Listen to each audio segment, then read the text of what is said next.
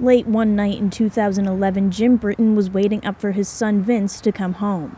Vince had just called saying, "Dad, I'll be right there," when Jim heard the sound of tires screeching and a crash.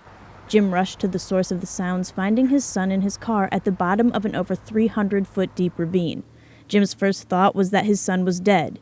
Eventually, Vince came to, but would be paralyzed for the next 6 hours. After that, that was the end. That was the last day that I was taking Adderall at a big pace. So it really put me in check. Jim's son, Vince, mixed Adderall and alcohol for 2 years before the accident. 2 weeks earlier, he had tried to commit suicide inside the family's home. Adderall is commonly used to treat attention deficit hyperactivity disorder, but is also commonly illegally used.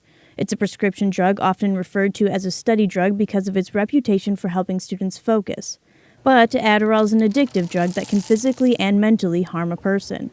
Today, Adderall is irregular on college campuses, but researchers say students don't realize the danger they face.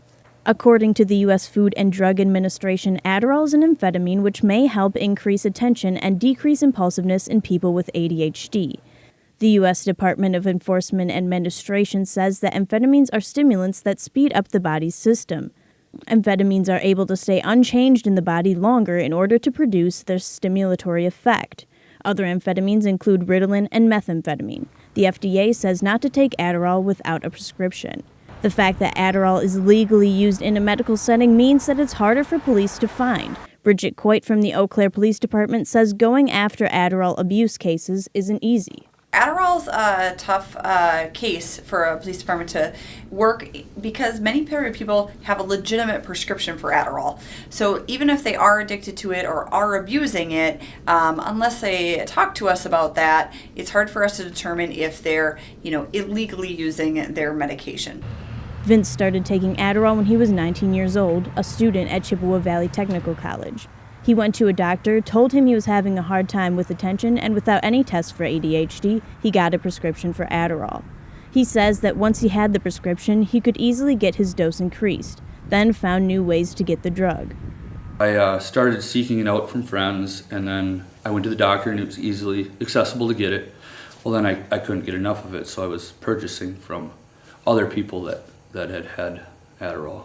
According to the FDA, Adderall, when abused, can result in dependence and social disability. The DEA drug fact sheet says that long-lasting abuse of the drug can lead to psychosis similar to schizophrenia. It can also physically affect people through symptoms including insomnia and exhaustion. Vince says he experienced a lack of motivation and a decrease in self-worth. Without it, it led me to missing days of school and dropping in grades, and it just, when I viewed myself, I thought myself as a failure, kind of like, what am I doing? Why can't I just be normal? Why can't I just not take and use things to improve, what I think improved myself? For Vince, Adderall opened the door to addiction. Eventually, Adderall led to more severe drugs and crime. When I tried so much Adderall, well then it kind of created this huge addiction. Well, then it just slipped into another thing, and that was painkillers, and that's what I really liked.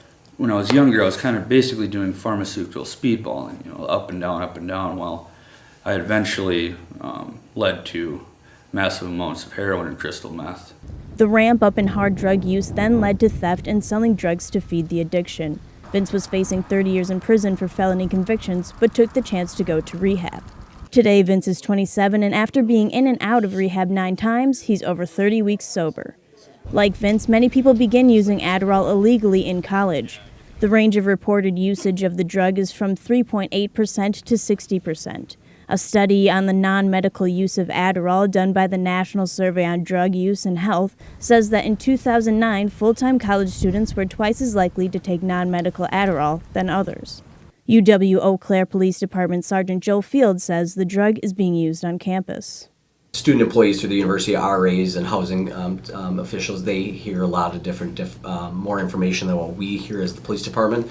I hear about it, finals week is a time that people need to stay awake a little bit longer, so it's prevalent, and people have prescriptions for this already, and they may sell them to somebody who wants to stay awake a little bit longer or to help study longer. According to a study appearing in the Pharmacotherapy Journal, the top reason students take Adderall illegally is to increase their academic outcome. An article from Sage Journal called The Illicit Use of Prescription Stimulants on College Campuses looks into students' thoughts about illegal stimulants. 80% of students find little to no risk in the drug. Jim says people don't expect something like this to happen to them. You're naive and you don't want to believe that the things are happening to you or in your family and it couldn't happen to you. And I'm here today to say, yeah, it does. For Inside Eau Claire and with reporter Max Harding, I'm Allison Anhalt.